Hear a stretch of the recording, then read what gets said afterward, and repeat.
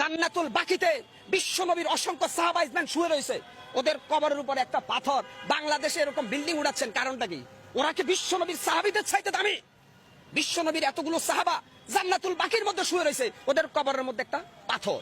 যদি ইচ্ছা করতো ওদের কবরকে সোনা রূপা দিয়া মুজাইদ করে বানাইতে পারতো, কিন্তু আসলে আল্লাহ কোরআনে বলছে কবরের কোনো বুজুর্গি নাই, বুজুর্গি হচ্ছে আমলের। আল্লাহ পাক কোরআনে স্পষ্ট বলছে মহাসমুদ্রের ভিতরে সাঁতার না জানা ব্যক্তি যেমন অসহায়, ঠিক কবরে যে ব্যক্তি শুয়ে গেছে সে যত বড় আল্লাহর ওলি হোক সে তেমনই অসহায়। কেন? হাসরের ময়দান আল্লাহ কোরআনে স্পষ্ট বলছে আমাদের নবী মুহাম্মদ সাল্লাল্লাহু আলাইহি সাল্লাম ছাড়া প্রত্যেকটা নবী বলবে ইয়া নাফসি ইয়া নাফসি। তাহলে এই ভণ্ডদেরকে ওদের বাবা বা ওলিরা কিভাবে জান্নাতে নেবে? এই বেটা গাঁজাখোর, বেটা বদমাইশ, কোরআন নাই, হাদিস নাই, ফরকালের চিন্তা নাই, আইসাই কয় আমরা মাজারের ভক্ত। ওলি তোমরা মাজার ভক্ত, মাজার পূজারী, অলিদের ভক্ত না। তোমরা শাহজালাল, শাহপরান, আব্দুল কাদের জিলানের অনুসারী না, তোমরা শয়তানের অনুসারী। ৯৬ ভাগ মুসলমানের দেশে প্রত্যেকটা মুসলমানের ইমানি দায়িত্ব মাজার পূজারীদেরকে শায়েস্তা করা। এত করে যদি আমরা মারা যাই, আমরা শহীদ, আর ওরা আবু জেহেল। আজকে অত্যন্ত কষ্ট লাগে ভাই, অত্যন্ত দুঃখ লাগে।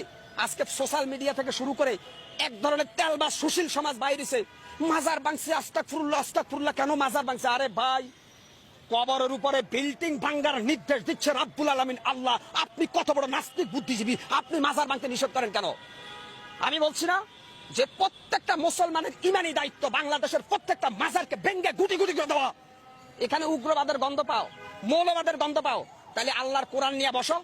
এই মাজার পূজারীরা আসো, আমি বসবো তোমাদের সাথে। যদি কোরআনে জায়েজ দেখাইতে পারো মাজার, আজ থেকে আমিও কোনো মাজারের অনুসারী হব। অতএব তোমাদের এই ভণ্ডামি, তোমাদের এই ধান্দাবাজির বিরুদ্ধে কথা বলছিল বাংলাদেশের হাক্কানি আলেম ওলামা। তোমরা তাদেরকে আবু জেহেল বলছিলা। অর্থাৎ এজিদ যখন হাসান হুসাইনকে যখন এজিদের বাচ্চারা হত্যার ষড়যন্ত্র করে, তখন অনেক নামদারি আলেম ছিল, এরা জালেম।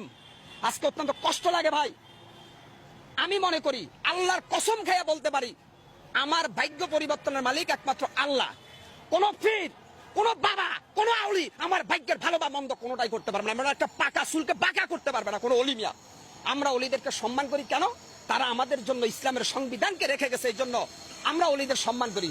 এখন মাজার বাংলা কি শাহজালালের ইতিহাস মুছা যাবে? শাহপরানের ইতিহাস মোছা যাবে?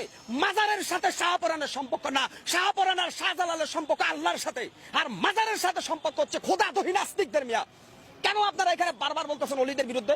শাহজালাল, শাহপরান, ৩৬০ জন যে অলি আছে প্রত্যেকের সম্পর্ক ছিল আল্লাহর সাথে। আর যারা মাজারের মধ্যে সেজদা দেয়, পূজা করে, এদের সম্পর্ক ইবলিস শয়তানের সাথে। এরা শয়তান, এরা বাটপার, এরা ধোঁকাবাজ। কি হচ্ছে? শেখ হাসিনা ফ্যাসিস্ট হাসিনার আমলে হয়তো কেউ কথা বলতে পারে নাই, কারণ শেখ হাসিনা গোটা রাষ্ট্রটাকে জিম্মি করে রেখেছে।